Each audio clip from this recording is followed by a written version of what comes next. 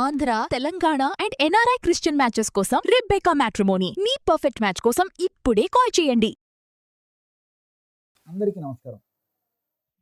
నేను మీ ఆయుర్వేద డాక్టర్ చిట్టిపొట్ల మధుసూదన శర్మని. స్త్రీ పురుషులు ఇద్దరికీ ఇబ్బంది పెట్టేటువంటి ఒక శృంగార సమస్య ఉందండి. అంటే స్త్రీలకు సంబంధించినటువంటి సమస్య, కానీ పురుషులకు ఇబ్బందే, స్త్రీలకు ఇబ్బందే. ఆ సమస్య గురించి తెలుసుకోవాలని చెప్పేసి చాలామందికి ఉత్సాహం ఉంది కదా. ఆ శృంగార సమస్యే స్త్రీలలో యోని లూజుగా ఉండడం. సో స్త్రీలలో యోని లూజుగా ఉన్నప్పుడు శృంగారానికి సంబంధించినటువంటి చాలా ఇబ్బందులు ఎదుర్కొనేటువంటి పరిస్థితి ఏర్పడుతుంది. శృంగార తృప్తి, శృంగార అనురక్తి స్త్రీలలో ఉండదు, పురుషులు ఉండదు. దీనికోసం అని చెప్పేసి పురుషులు బాధపడుతుంటారు, స్త్రీలు బాధపడుతుంటారు. అసలుకు స్త్రీలలో మరి ఈ యొక్క జననావయవాల్లో యోని లూజ్గా ఉండేదానికి కారణం ఏంటంటే పోషకాహార లోపం ఒక కారణంగా ఉంటుంది. రెండవ కారణంగా ఎక్కువసార్లు మరి డెలివరీస్ కావడం రెండవ కారణంగా ఉంటుంది. మూడవ కారణంగా డెలివరీ టైంలో మరి శిశువు బాగా వెయిట్ ఉన్నప్పుడు తప్పని పరిస్థితుల్లో వైద్యులు డెలివరీ టైంలో యోని భాగంలో ఒక సైడ్కి చిన్న కోత పెడతారనమాట. దీన్నే ఎపిసియాటమీ అనేటువంటి పేరుతో పిలుస్తుంటారనమాట. కోత పెట్టేసేసి లోపల ఉన్న శిశువును బయటికి తీసిన తర్వాత మళ్ళీ కుట్టు వేసేస్తుంటారనమాట. సో తర్వాత కొన్నాళ్ళ తర్వాత కుట్టు మానిపోతుంది, శృంగారంలో కూడా పాల్గొనేటువంటి పరిస్థితి ఏర్పడుతుంది. ఇలాంటి కారణాల చేత స్త్రీలకి యోని భాగం లూజ్ అయ్యేటువంటి పరిస్థితి ఏర్పడుతుంది. శృంగారానికి సన్నద్ధమైన తర్వాత సర్వసాధారణంగా దేహధర్మాల్లో భాగంగా, జీవధర్మాల్లో భాగంగా స్త్రీలలో కూడా మరి ఆ ఎరోజల్ వచ్చినప్పుడు, శృంగారంలో పాల్గొనాలంటే తలంపు జరిగినప్పుడు కొన్ని ద్రవాలు ఆ యొక్క యోని భాగంలో ఊరుతూ ఉంటాయన్నమాట. ఆ యోని భాగంలో మరి ఎక్కువగా ద్రవాలు ఊరేటువంటి పరిస్థితి ఉన్నటువంటి స్త్రీలలో కూడా పురుషుడు శృంగారంలో పాల్గొన్నప్పుడు మరి పురుషునికి సంతృప్తి దొరకదు, స్త్రీకి కూడా సంతృప్తి దొరకదు అనమాట. ఈ పద్ధతులు కూడా కొంతమందికి ఉండేటువంటి పరిస్థితి ఏర్పడుతూ ఉంటుంది. కాబట్టి ఇలాంటి అనేక రకాలైన కారణాల చేత భాగస్వాములు దంపతులు శృంగార కార్యక్రమంలో పాల్గొన్నప్పుడు చాలా అసౌకర్యానికి గురయ్యేటువంటి పరిస్థితి ఏర్పడుతుంది. కొంతమంది అయితే శృంగారానికి విముఖత కూడా చూపేటువంటి పరిస్థితి ఏర్పడుతుంది. ముఖ్యంగా స్త్రీలు పడేటువంటి బాధ కూడా వర్ణాతీతం. స్త్రీలు కూడా మరి తోటి వాళ్ళకు స్నేహితులకు చెప్పుకోలేరు. అదేవిధంగా కొంతమంది అయితే స్త్రీలు భర్తకు కూడా చెప్పుకోలేరు, శ్రేయోభిలాషులకు చెప్పుకోలేరు. అదేవిధంగా మరి బాగా ఇతరులకు తన యొక్క ఆత్మీయులకు చెప్పుకోలేరు. చివరకు ఇలాంటి విషయాల్లో ముఖ్యంగా స్త్రీల విషయంలో డాక్టర్లకు అసలు కూడా చెప్పరనమాట. మానసికంగా చాలా కుంగిపోయేటువంటి పరిస్థితి ఏర్పడుతూ ఉంటుంది. ఈ నేపథ్యంలో మరి మనం చెప్పుకోబోయేటువంటి ఔషధాన్ని వాడుకోవడం వల్ల యోని కండరాలు బలపడి దృఢపడి మరి ఆ యొక్క ప్రభావం చేత ఇద్దరు శృంగారంలో పాల్గొన్నప్పుడు చక్కటి అనుభూతి ఇద్దరికి కలుగుతుంది అనమాట. స్త్రీకి కలుగుతుంది, పురుషులకు కలుగుతుంది. కాబట్టి ఈ యొక్క పద్ధతిలో ఔషధాన్ని ఎలా తయారు చేసుకోవాలంటే రెండు పదార్థాలతో ఔషధాన్ని తయారు చేసుకోవచ్చు. కవిరి చూర్ణం మొట్టమొదటిది, బాగా నిదానంగా రాసుకోండి.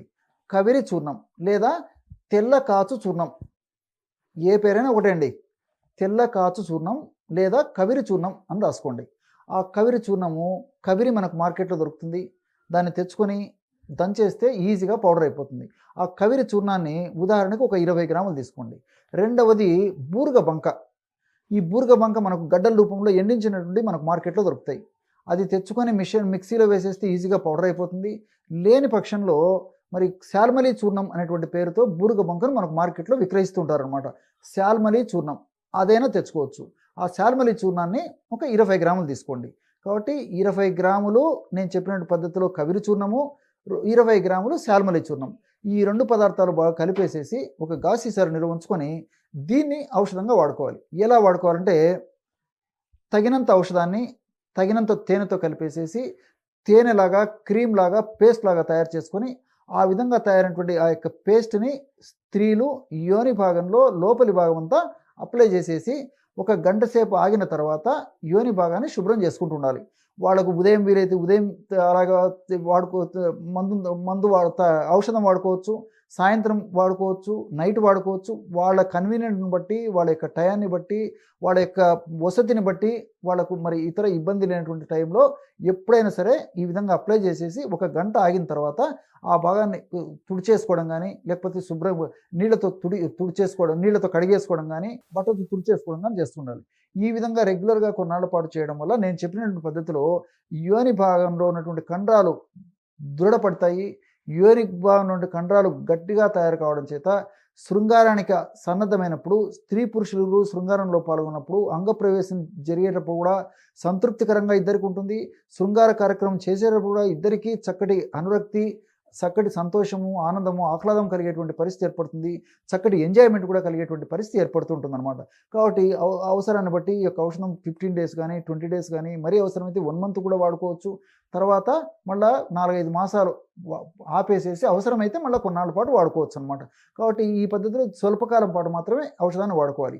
ఇక్కడ మరొక జాగ్రత్త కూడా ఏం తీసుకోవాలంటే, స్త్రీలు మరి యొక్క యోని భాగంలో ద్రవం బాగా ఉత్పత్తి అయినప్పుడు, శృంగారంలో కార్యక్రమంలో పాల్గొనేటువంటి దానికి సన్నద్ధమైనప్పుడు ఆ యోని భాగాన్ని తుడుచుకున్న తర్వాత శృంగార కార్యక్రమంలో పాల్గొనాలి. అంటే పూర్తిగా తుడుచుకోవడం వల్ల మరి ఆ రఫ్గా తయారైపోయి అసౌకర్యంగా ఉండేటువంటి పరిస్థితి ఏర్పడుతుంది. కాబట్టి శృంగారంలో పాల్గొన్నప్పుడు మరి బట్టతో కాస్త తుడుచుకుంటే సరిపోతుంది అనమాట. కాబట్టి ఈ విధంగా బట్టతో స్త్రీలు తుడుచుకోవాలి. ఇదే పద్ధతిలో పురుషులు కూడా మరి పురుషులు శృంగారానికి సన్నద్ధమైనప్పుడు, అదేవిధంగా మరి అంగస్తంభన బాగా జరిగిన తర్వాత శృంగారంలో పాల్గొనే ముందు ఎక్కువ శాతం మందిలో ఆ కొంత ద్రవ పదార్థం కూడా ఊరుతూ ఉంటుందన్నమాట. ఆ ద్రవ పదార్థం ఊరడం చేతనే ఆ అంగ భాగంలో లూబ్రికేషన్ జరుగుతూ ఉంటుందన్నమాట. కాబట్టి పైపైన కొద్దిగా ఆ పురుషులు కూడా తుడుచుకుంటూ ఉండాలి. కాబట్టి స్త్రీలు తుడుచుకోవాలి, పురుషులు కూడా పైపైన ఇద్దరు తుడుచుకోవాలన్నమాట. ఈ విధంగా పైపైన తుడుచుకున్న తర్వాత శృంగారంలో పాల్గొనడం వల్ల కూడా ఎలాంటి ఇబ్బంది లేకుండా చక్కటి శృంగార జీవితాన్ని వాళ్ళు అనుభవించడానికి అవకాశం ఉంటూ ఉంటుంది.